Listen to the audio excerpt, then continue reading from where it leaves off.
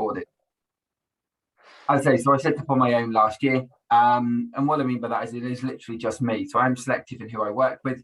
But also I'm very kind of passionate about making sure I'm only working with anyone who is in the social housing sector that's doing things in the right way. And I think sometimes this is where the sector can fall down, and where sometimes recruiters fall down, is they go with whoever's going to pay the biggest paycheck, or go with whoever's kind of got the most money, or whatever it will be. And unfortunately, you find that along the way, people do stumble, and you do unfortunately work with businesses that aren't supporting tenants in the right way, which is, let's be real, the main reason housing exists in the first place. Obviously, over the last kind of year or so, the supported housing exempt sector has really boomed and continues to do so, probably over the last couple of years. And what I found is that when I couldn't network, when we couldn't go out and meet and this kind of thing, by doing these roundtables, people did come together, they did share ideas, and they did want to collaborate and find best practice together, but it was finding a forum to do so. So initially, these were a networking side of things. Now they're very much a structure for change. So if people have got ideas, want to ask questions, want to bring thoughts to the table, please do. Sometimes I have a guest speaker on these, other times it's a bit more of an open forum. I think today will be a bit more open, because I think if you go into Inside Housing or any housing magazines, it's very clear at the moment the supported housing exempt rent sector is getting critiques a lot. I think there's a lot of questions around it. There's a lot of questions around its delivery, about about the regulator, what's being regulated, what isn't. So I wanted to bring this together today. I've met with Paul Powell a number of times. I've met with Wayne from Room Match. His thing there is just Room Match, but his name is Wayne. And the questions and the conversations we've had are around should the narrative around supporting exempt, does it deserve to change? And if it does, how do we go about doing that with the media? But also, what does good support look like? And what should be the minimum requirement for a housing provider who's going to be doing supported housing exempt rent be expected to perform? Anyone, like I say, who is new to it, please feel free at any time to, if you're on video, feel free to raise a hand or just come off mute and I will bring you in at any point. Alternatively, use the reaction symbol at the bottom and raise your hand. Put something in the chat if you don't actually want to talk, but you want to bring a point in, and I will by all means read those out and kind of come through. But I was hoping people could just do a very quick kind of 1-minute introduction on who they are and how they've joined today. And unfortunately, Louise, you are top left in my screen, so I'm going to pick on you first. So yeah, just quick introduction of who you are and kind of what brought you onto this conversation today. Yeah, hi, Matt. I'm Louise Reynolds and I work for Connexus Homes Limited, and I'm the head of supported housing. And as such, I've got refuges, younger persons accommodation, foyers, independent living and housing for older people within my remit.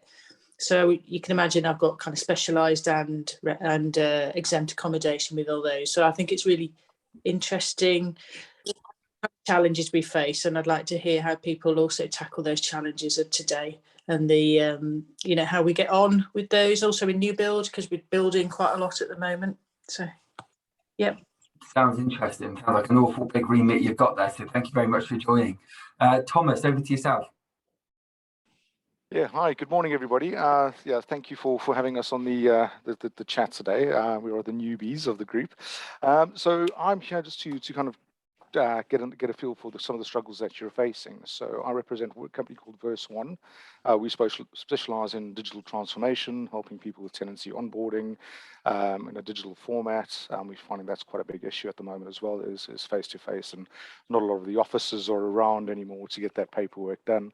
So I just wanted to see some of the issues that you guys are currently facing. I think specifically in this area of housing, it has received a bit of bad press of late.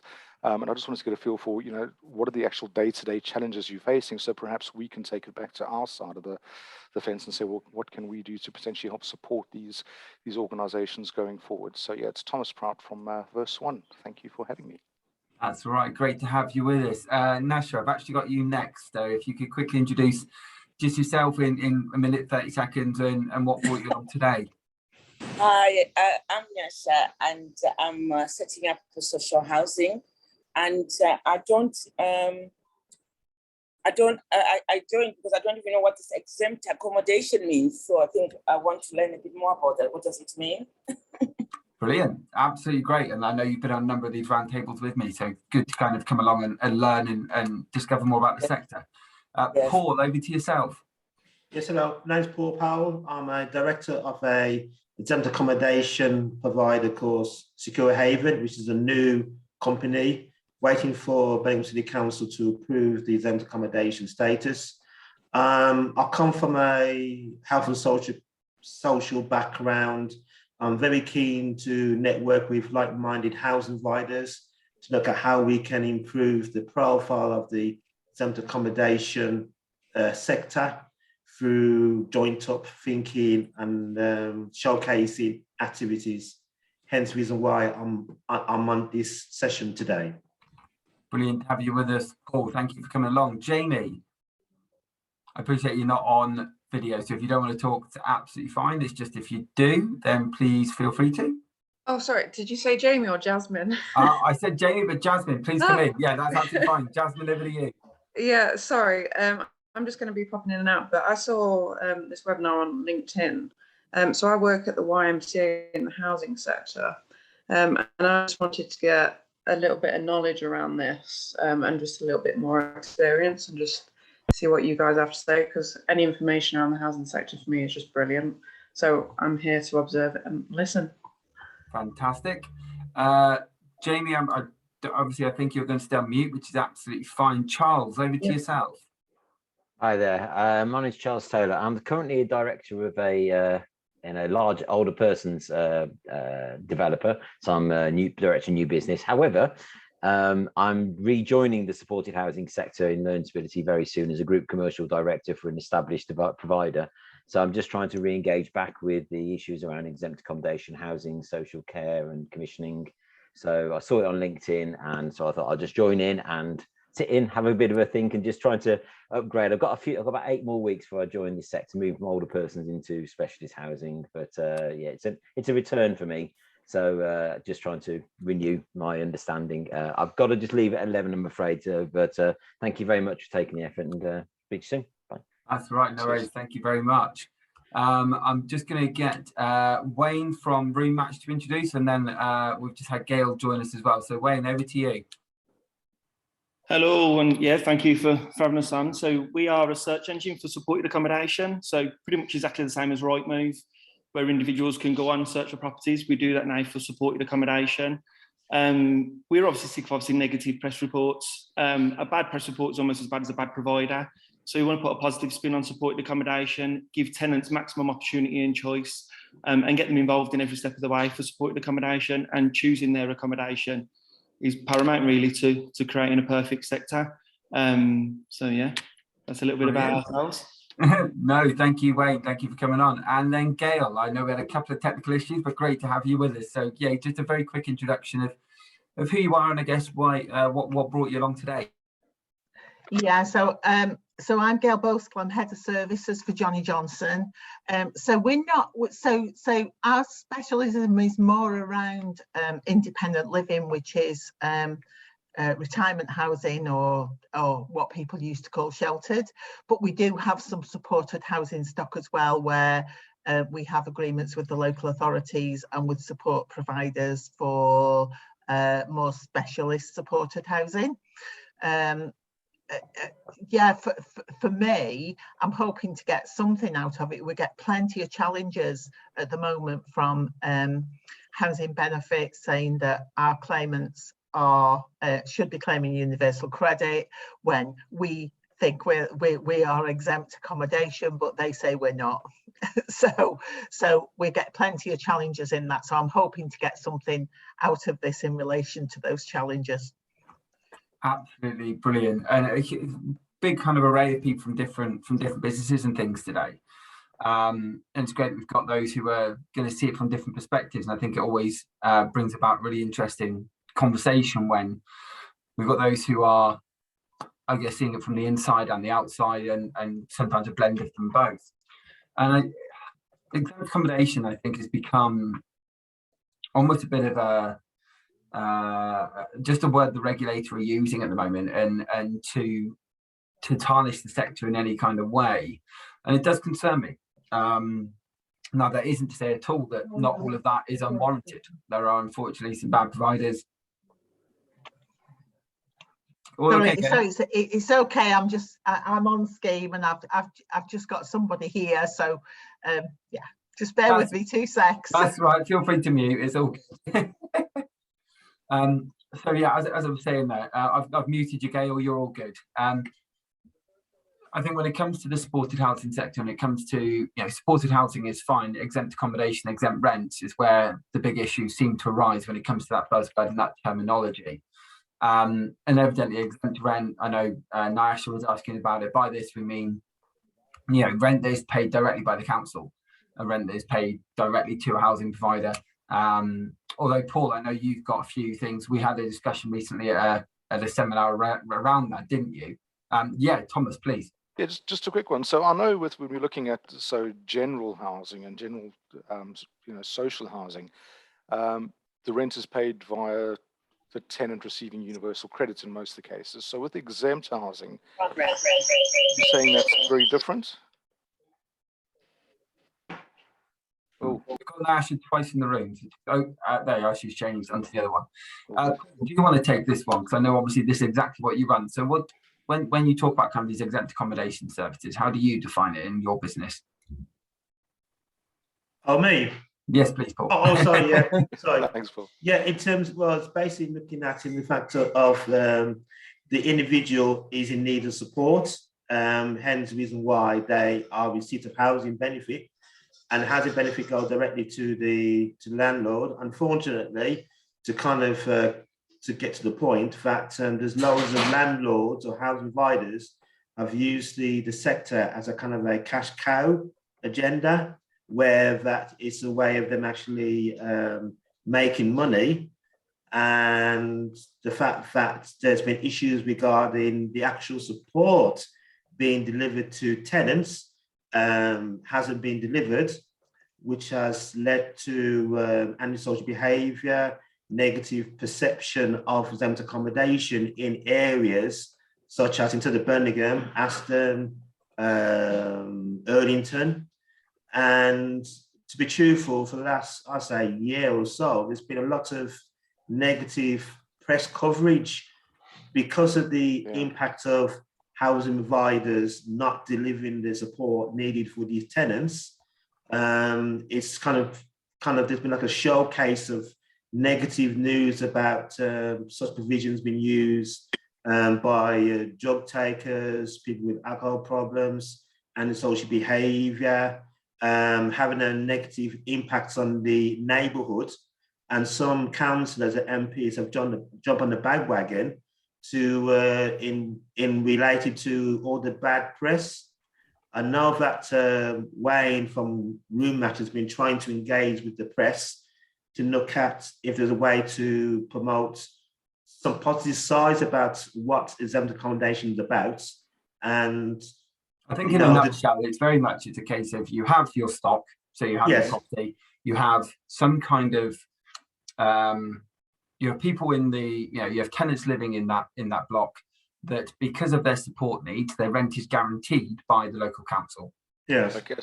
So it doesn't come from universal credit. It comes directly from the council because it comes directly from the council. The situation that they're currently in. With the idea that because you are, say, Paul, I mean, I know Paul owns stock. So the idea will be is that you own that stock. You are promising you are going to deliver a support service. You have tenants living there, so the rent is guaranteed, as is the payment for the support. And the problem you're having is that, unfortunately, with a lot of rogue landlords that are out there at the moment, is they're saying, yeah, we're running that, and actually the support is so basic and the stock is not of the right level that they're getting people living in it because they're guaranteeing the rent. So they're getting their rent in, they're getting their guaranteed monies in. And unfortunately, people are living in even worse conditions than they were doing so before.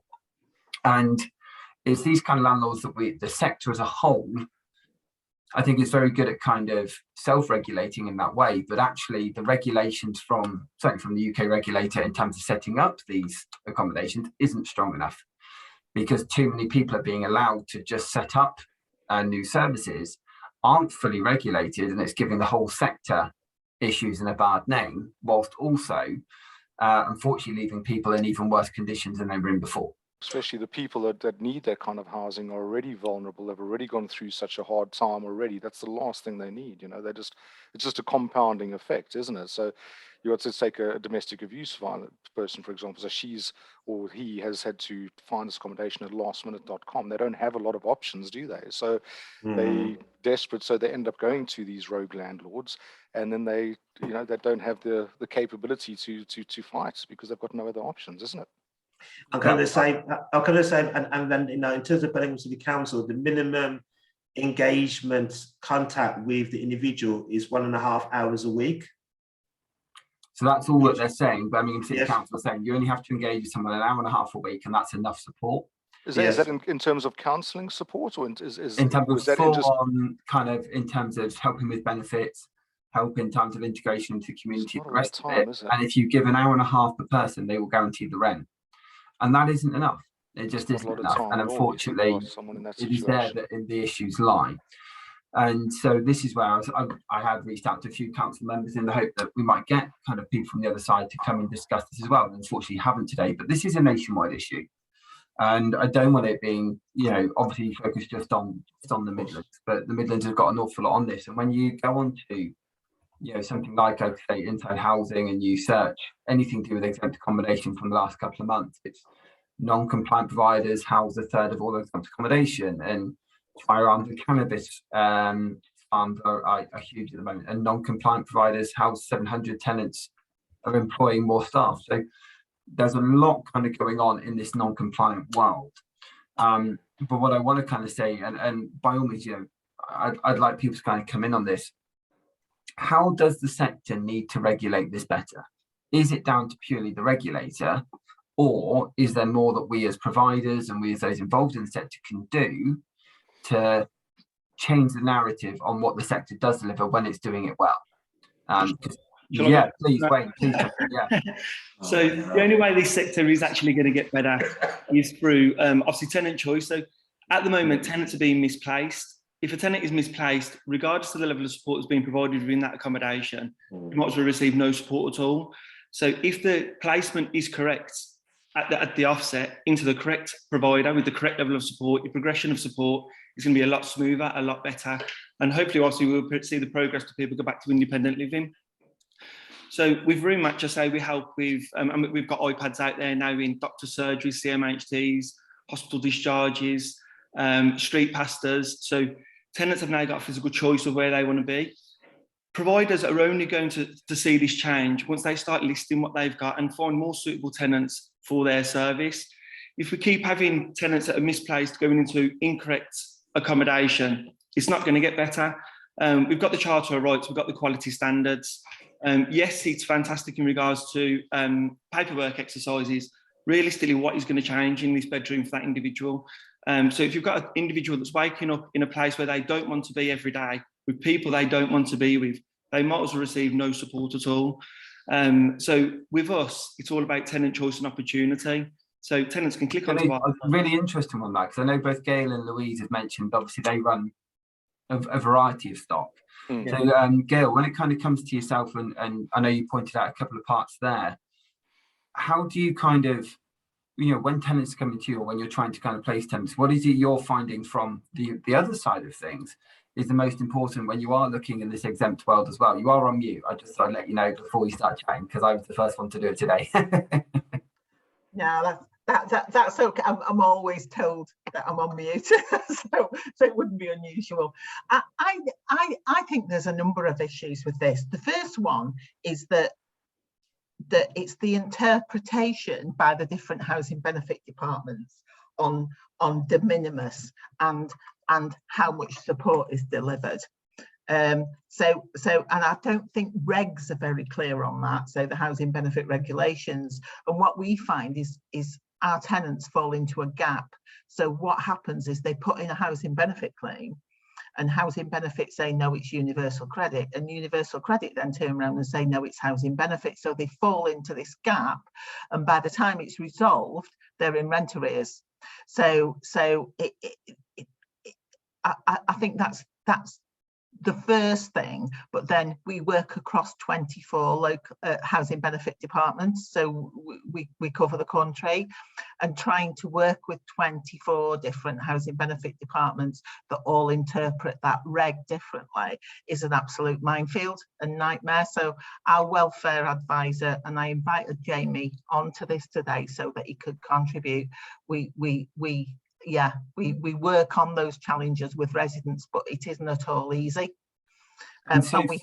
Go on, no, please, because you're mentioning there, like in terms of working, how big is that disparity? Because obviously I know some of the people here just work in kind of one area and one locality. Paul there mentioned before that Birmingham City Council say 1.5 hours a week is enough support, but I think the second part of what you said there is firstly is how much support, and secondly 1.5 hours of support, as Thomas said there, is so ambiguous in itself. Is that right, Gail? In terms of, do you find that's very different as well? It is, and I mean the other thing is that technically we're not a support provider. So we provide. We're a landlord, so we provide the accommodation. So technically we're not a support provider, but we are an RSL. We are an RSL, and under the supporting people regime, we did provide support in sheltered accommodation. But then when we lost supporting people, it was classed as intensive housing management, which fell under the old supported housing regs, which are now getting challenged in some local authority areas. For example, Nottingham, Sheffield, Rotherham, they're all very supportive and pay the intensive housing management without question. Stockport challenge every case that we put through on housing benefit, and our residents usually end up on universal credit. And I know supporting people, I mean, I was at an event recently actually where someone turned around and challenged the Minister for Housing Levelling Up and said, just bring supporting people back, because it made sense and people knew what it was, you knew what you had to deliver, and you knew how much funding it was going to get. And by the sounds of it, Gail, that's the disparity having amongst multiple local authorities. Yeah, well, you do, and it is the fact that it's the open to interpretation which creates the problem, and this whole argument around de minimis. And we actually almost ended up at tribunal with it on one case, and we would have lost because of how that particular tribunal were interpreting de minimis. So when you get into the legal arguments, it becomes even more complex. And when they start to talk about case law, it gets even more complex.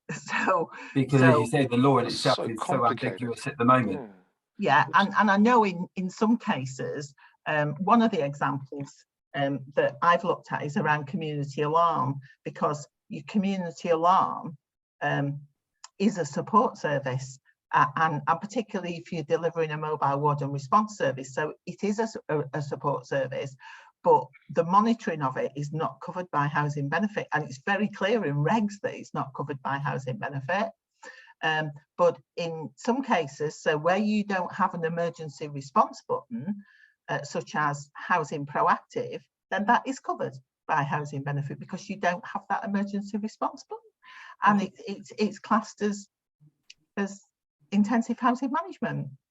It's mad how I'll bring you in the second one. I'm just going to bring Nasha in but then I'll bring you in straight after. Nasha, over to yourself. Thanks, Gail. Confused about this. Are you saying that the local authority commissions this accommodation plus support, and then what Gail is saying, then it depends on each local authority how they interpret it. They're paying the housing benefit or something, and they're not paying the support bit. I'm not really sure what the. Yeah, Gail, do you want to take that one, or do you want me to? So supported accommodation in Birmingham. Obviously, the intensive housing management, the exemption regarding the housing benefit is paid by local authority. Okay. Is paid in the way of a service charge. So the service charge is a contribution towards their support. I think the issue with supported accommodation is, and why we're in the pickle that we're in today, is anyone can go onto Facebook, anyone can go onto Gumtree, anyone can access a bed or go to a provider and say, I need supported accommodation. So there's a justification of support. So the gateway is opening, people are joining supported accommodation, going into supported accommodation as tenants, and there's no justification for support. So what we're trying to do in regards to room match is have a justified site for a justified service, or a specialised site for a specialised service. So the majority of the people that use our site is it's nurses, social workers, CPNs, support workers, obviously your organisations like Cypher Fireside, Washington Court. If an individual obviously is just coming through on Facebook, they're going into support. What is the element of support? What is the justification for support? And this is why we're in the pickle that we're in today. So this is why a lot of claims are being challenged, because as a housing provider, what qualifies the housing provider to say that this individual needs support and they're going to be entitled to X amount of pounds per week? Obviously, and this is where the discretion is coming in. And this is why so many people are being challenged, really.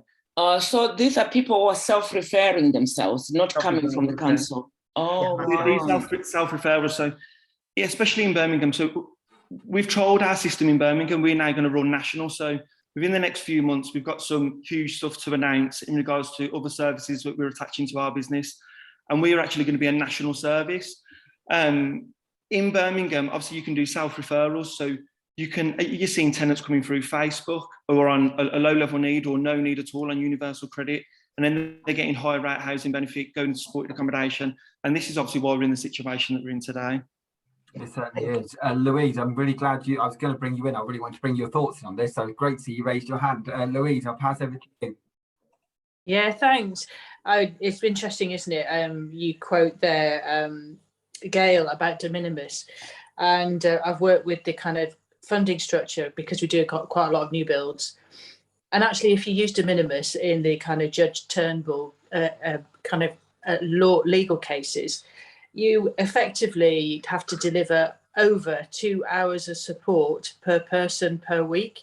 Now, if I fund that, that means, your average supported housing scheme of, say, 36 units would generally have a full-time officer. If you use 2 hours per week, that's much more. And every housing benefit officer who saw you put in a claim with that minimum, de minimis, would throw it straight out. Because per capita would be huge. So I think Gail and probably everyone else would have had those conversations with the different Rev and Ben's units in our local authorities. It's a big challenge where they say one thing, but you put the cost in if you did use de minimis, and it would be something else. I have, like Gail, we have lots of conversations with different authorities because we span different local authorities, and it's increasingly at the moment, I think they're using it as an efficiency saving as well. Yes. I've seen an unofficial kind of document for one of the local authorities where they actually put the efficiency saving through, but it's not something that they like to discuss. So I think there's different challenges for us.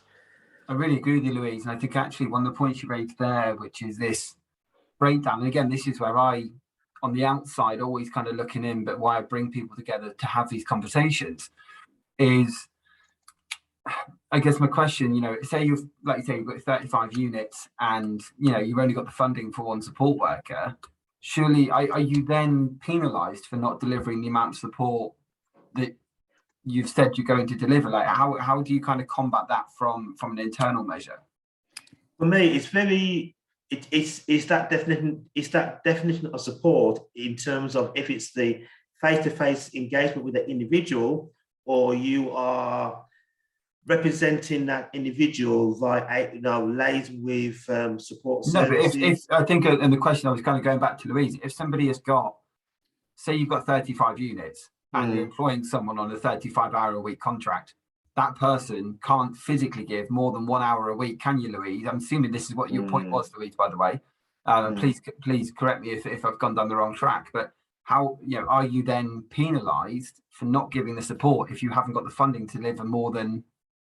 We're not penalised. I think, what we recognise is that an officer's salary is not the sum of one part, i.e. IHM, intensive housing management. I also have to get funding from personal contributions, and from a support funding mechanism. So for refuge, I'm looking at the Domestic Abuse Act, to fund from local authorities.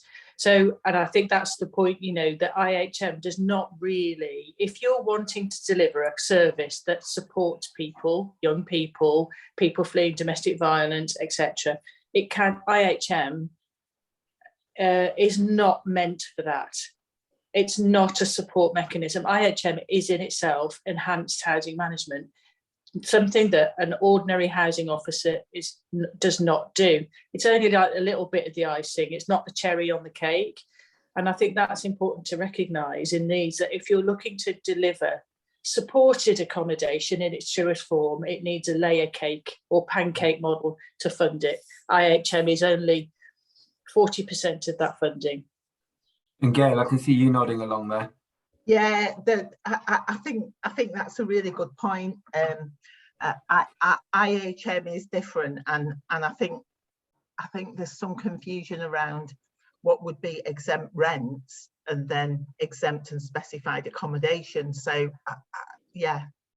And where does, in terms of how do you define that within? Is that something then that's you found quite easy to define, or is that something that actually, again, with all the different local authorities that you work with, it changes depending on which area you're working in? No, there is a definition of it. It's just that the different local authorities interpret it differently. That's what I mean. Is it the fight from the local authorities? You know what it means, but then exempt rents is something totally different, where we're working on supported housing, and the supported housing provider can put much more into those rents than I ever could, around void loss, around major repairs, around getting the properties ready, and all that stuff can go into that supported housing exempt rent. Whereas for me, none of that would be in my service charge. That would because I'm working on service charge, they're working on exempt rent. So I think there's a little bit of confusion around the two. And very easy to get that confusion by the sounds of it, because it isn't, like I said, it's bizarre, because this used to be quite not straightforward, but it used to be far more clear in terms of where the regulations sat. And I think this is probably why the regulator, and a bit like what Wayne and others have mentioned today, because if people can self-refer, it makes it even more complicated again. Yes. Yeah. So why, questions, a couple of questions, maybe a bit naive on my side, but yeah, so who's managing the managers? So you've got the regulation, you've got these rogue landlords coming in. Surely there's got to be some form of, comeback. Somebody's got to be managing the managers and saying who is doing this, because number one, first and foremost, the time of 1.5 hours per week, is that per person in the household, or is that per household? Per person. Per person in the household. So if you've got a single mom with 2 kids, okay, so they're going to get a lot of supported accommodation is generally made up of single individuals, single adults. Okay. So when you look at, obviously there's no written guidance on what minimal support care and supervision is. So until that actually comes out, obviously we could be talking forever and a day. But to me, minimal support care and supervision should be set over each sector. So mental health, homelessness, alcohol issue. That's the thing. There's so many different areas, isn't there? There could be, domestic. You've got, health issues. You've got mental well-being. You've got all these different issues. So what does that support entail across those different areas? Absolutely. But yeah, I think for me it was just the biggest thing was that, how can these people be self-referring? How? So me as a guy could say, well, you know what? I'm just going to refer myself, and I'm going to just blag some stuff on a document and get myself, on the system. To me, it just the issue isn't as much so necessarily the people doing that; it's the fact that the landlords are allowed to. And this is where a lot of the issue with rogue landlords comes along, is that people turn around and go, yeah, right, I'll make the most of that. And they do, unfortunately. And that seems to be the case that I think Wayne was mentioning there with, with the different local authorities and what people are allowed to do and what they aren't allowed to do. I guess, look, we've talked so far kind of for the first kind of half an hour there, focused a lot on the confusion within the sector and where the problems lay. And this is an open question to the group, and anyone kind of feel free to jump in. Is the negativity, is the negative press that's associated with supported exempt accommodation, and let's be fair, a lot of it is negative at the moment, is it justified based on the landlords that are out there? And do we need to make sure we're keeping that narrative of stopping it, or does maybe the name of this kind of area of the sector, because let's say a lot of people are making money on it, you know, does that need to change as well? Yeah, Wayne, please. So obviously we keep, obviously, and this is what I hear all the time, is about poor providers, poor landlords. Providers shouldn't be doing this, providers shouldn't be doing that. There's an issue from the bottom to the top. There's tenants that are in supported accommodation that shouldn't be in supported accommodation. They're disengaging with support. That would make obviously the support worker or the support provider look bad. There's providers that obviously not keeping up and not doing what they're doing. There's misplacements in regards to CPN, social workers and discharge nurses. So until these factors are all issued and try to be ironed out, really, I say is what Room actually is trying to do. The second part of our business, which we can announce in the next literally few weeks, we should be able to wrap up the whole of the service in regards to an open, honest, transparent sector and a more justified sector. So every lead that will come for us is a justified lead.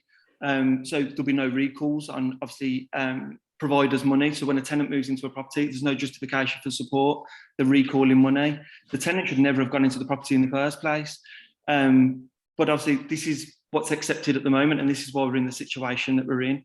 So until all this actually gets sorted out, it's not just the providers, it's your social workers, your CPNs, your discharge nurses. So do you think it's right then that media and you know are the ones that are calling out these bad practices, or does it need to be regulated in a different way? Because I was reading, like I say, there was a thing that came out on the 5th of April, so what, months ago, and it said that 38% of a third of all residents living in exempt accommodation in Birmingham, so it's reliant social housing. The article is up on Inside Housing, and they've been deemed non-compliant. So there's 20,000 people there that are claiming through. They're being housed by this business. Is it right that it's the media calling these out, or does there need to be better kind of central voice? Because the thing I'm getting from both Louise and Gail is that actually that central voice is completely disjoint. You know, there is no narrative coming through from the centre. So we're in talks with a lot of organisations, local authorities. So what we're trying to do, obviously, is pretty much scrap supported accommodation as how you see it now, and then obviously we'll restart it. So when you look at like these negative news reports, it's always, to me, a negative news report is as bad as a bad provider. But I'm starting calling out now. So every time there's a negative news report come up, I put on there, has anyone asked the tenants, did they choose to live there? So if you, again, it goes back to, if tenants don't want to be somewhere, why should they pay more? Why should they do what they want? So it's all like a misplacement, really. I guess sometimes it does come down to some tenants have been moved around a lot due to their own bad practice and so on goes on there. Paul, on yourself, I mean, I know obviously you're someone who's working purely in Birmingham on this. What would you like to see from the regulator to stop it being almost just on the media having to call out bad practice? I mean, for me, it's that I think the sector is very quiet in terms of the excellent work being done with tenants. I mean, I've heard stories from a support worker when they've successfully have moved somebody from a HMO property, got a job, and now has moved into a flat and become financially independent. But the person who told me that information didn't truly recognize what they did, kind of thing. And I think it's all about, I mean, I'm a great believer in, I call it peacocking, showcasing, sharing good practice, because I think a lot of housing providers are working in silo. They're very concerned about the financial implications if they were to be involved in any kind of corporate group with with other housing providers working together. And I think that there's a great need for housing providers to really showcase the excellent work they're doing with tenants. That's the first thing. And secondly, I think there's a need for housing providers to get more involved in community outreach activities. For example, I know that Millions Living, they're doing a women's pamper session in the community, targeting local female residents as a way of actually raising their profile. and to see that they are doing, you know, that it's more than supported accommodation. It's looking at it from a point of view of a community provision. And for myself, I've been engaging with the job centres to do some activities to help claimants to access mental health support services as part of our outreach work. And I think it's that housing providers need to be doing more of those kind of activities to counteract all the negative stuff, activities. Agreed. And I did, yeah, sorry, yeah, please. And also for me, right, I do a monthly tenants newsletter, and what I do, I circulate that out to all of the partner agencies I work with and job centres to kind of showcase what the company is trying to do. I do think there's a big thing. I'm just going to quickly mute out there while she's talking in the background. I do think there was a big issue. I brought this up on a number of roundtables, and those who've been on them before or seen the narrative around it. One of the big issues, I agree with you there, Paul, in terms of the social housing sector is its humbleness. I think there are a lot of people in housing who are too humble. Like if I talk to Nasha, Gail, Louise, I mean, Jamie, Jasmine, Nama, obviously I know you've not jumped in yet, but, you know, I guarantee if I was to talk to, you know, you guys, you would tell me 1,000 stories about how great and the lives that have changed and the people you've supported and what's been developed there. I think the challenge, I agree with you there, Paul, is having that louder central voice of actually the successes of the sector. Because one of the other side of things that I'm doing is I'm working with a number of colleges to try and promote getting young people into social housing and seeing it as a career option. And if all you're ever hearing is negative press, then you're never going to do it. And I applaud what Kwajo has been doing on social media and on Twitter and the rest of it in terms of calling out some bad providers and calling out some bad stock. But there isn't the other side of that. Thomas, let me bring you in. I think just going back to the question about the press and the bad press, the issue is I actually think the bad press is a necessity. I know it might look negative in other areas, but without that press, it's not going to get noticed. We wouldn't be having this conversation.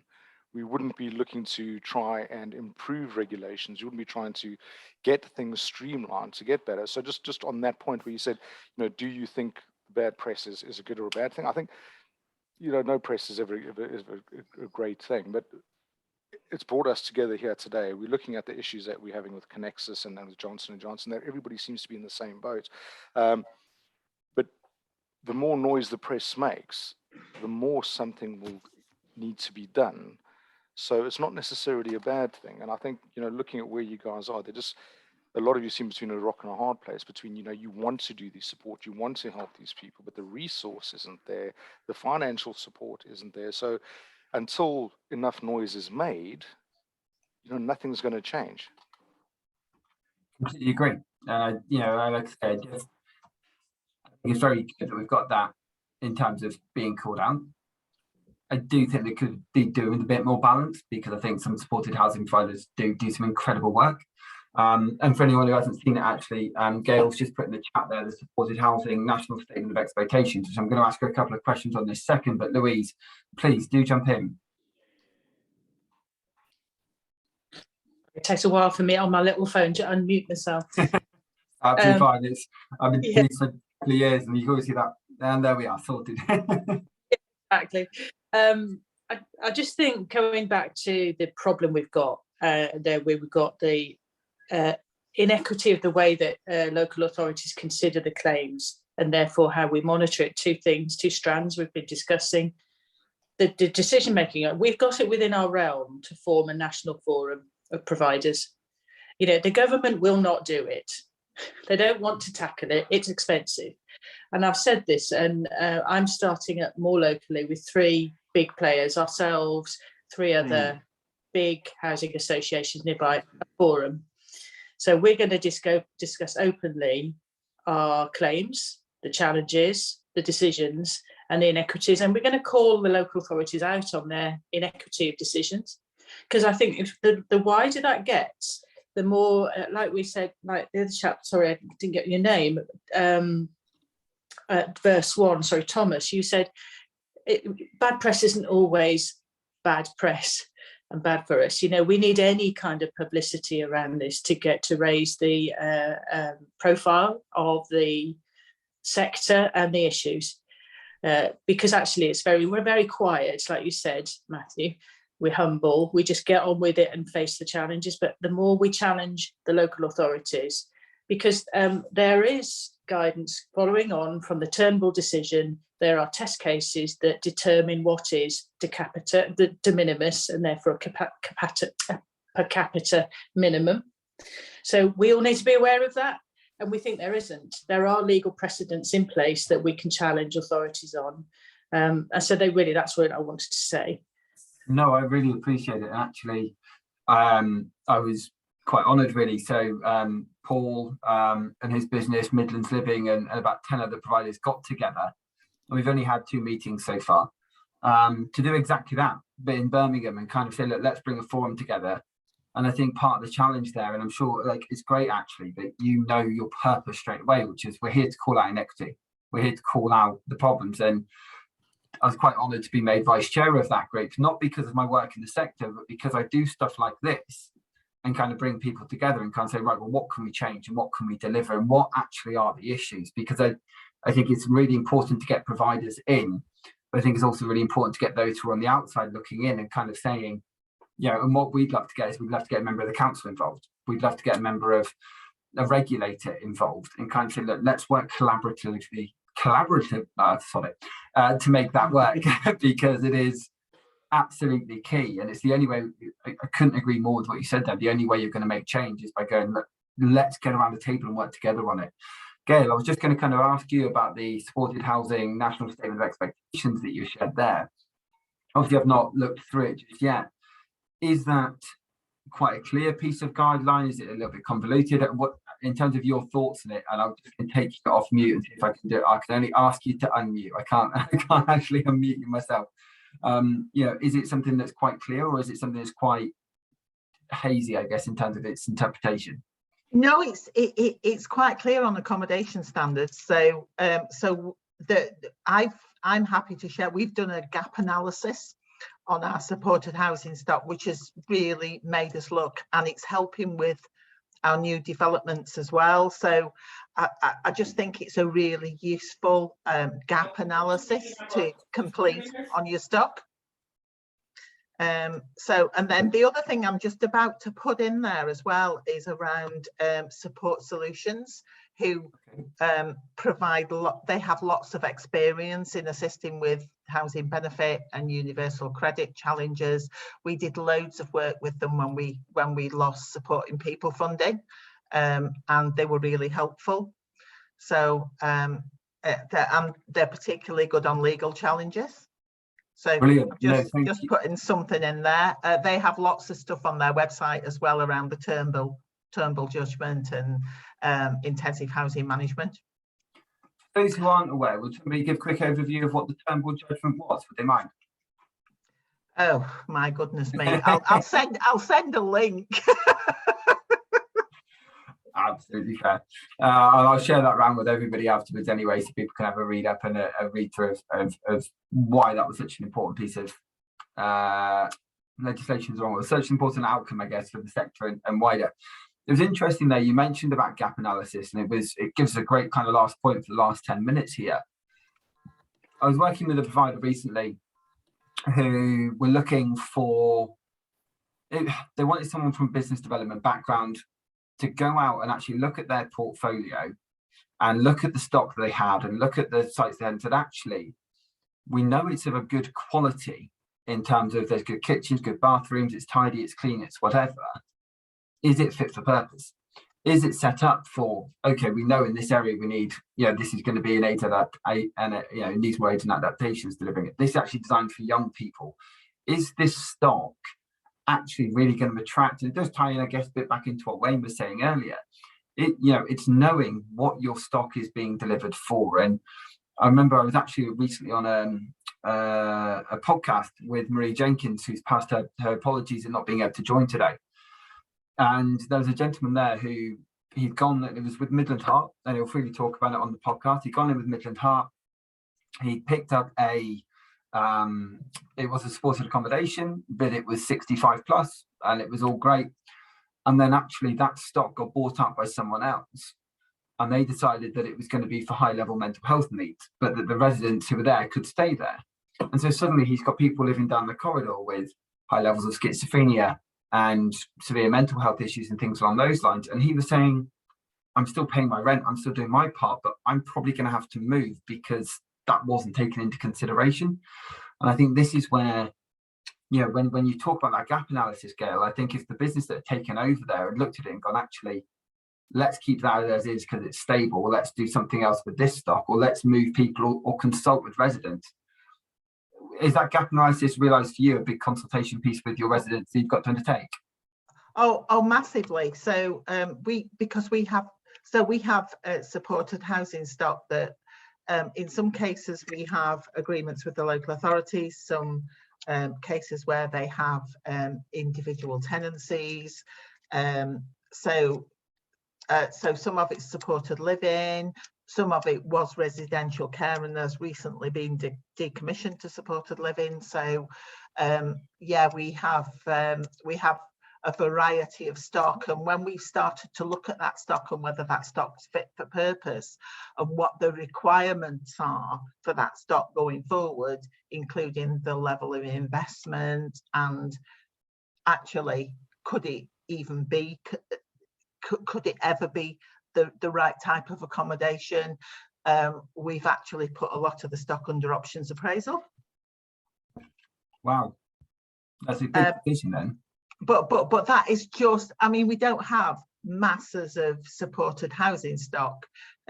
We have independent living stock, and that doesn't come into this. This is about the supported housing where it's more specialist mental health and learning disabilities.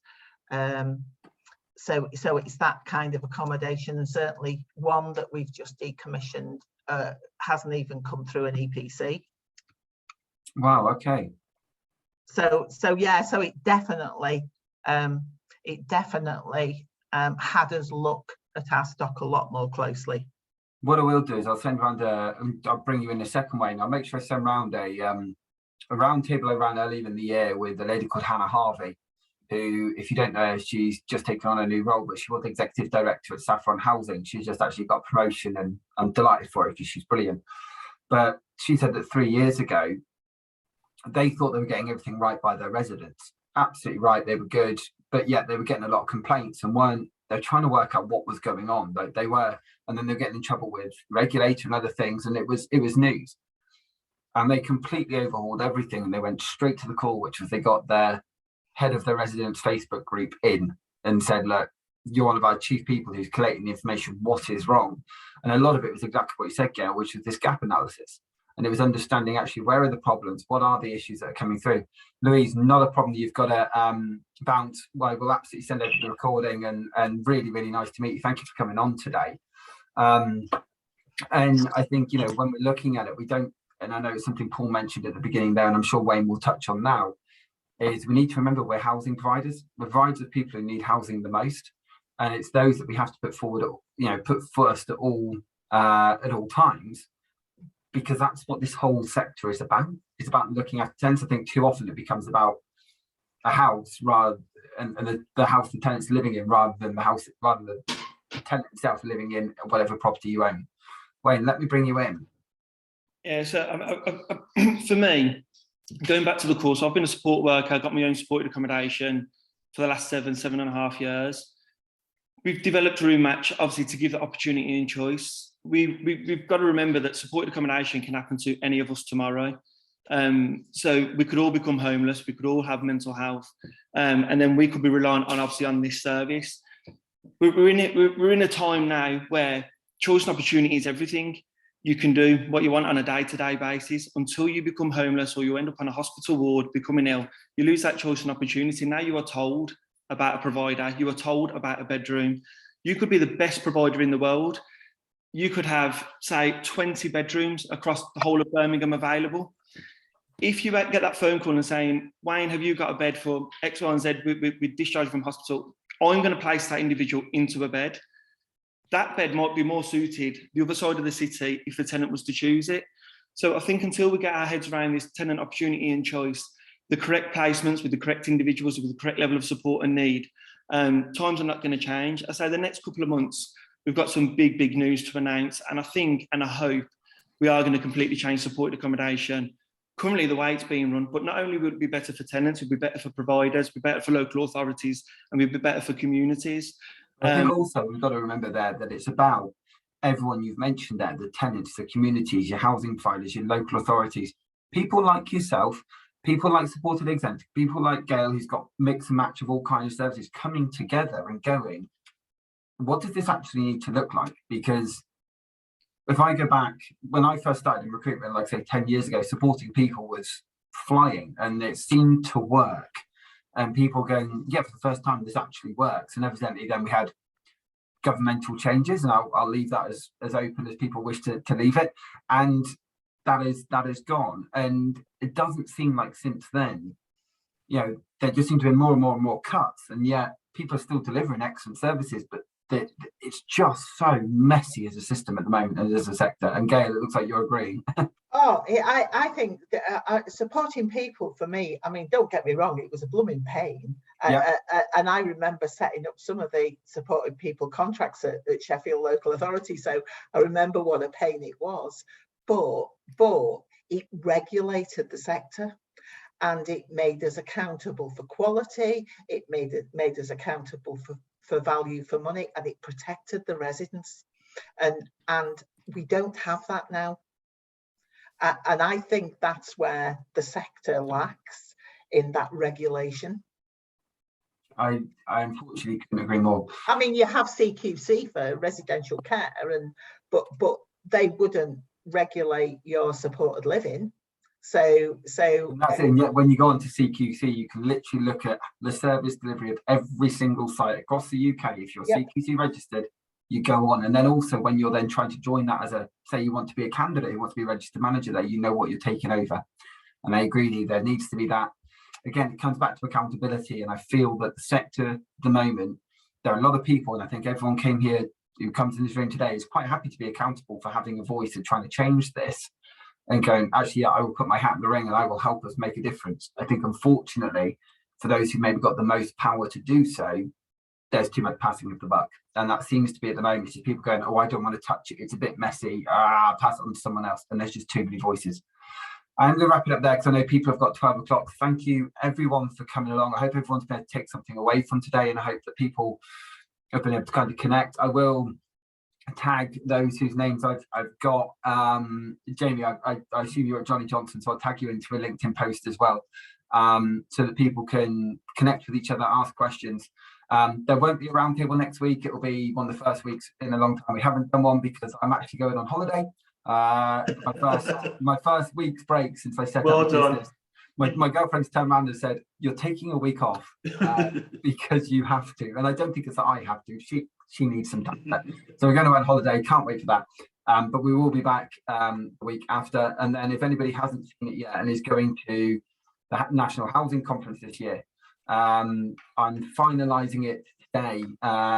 But we are going to be doing a live roundtable at Housing 2022 this year, which is about getting young people into housing.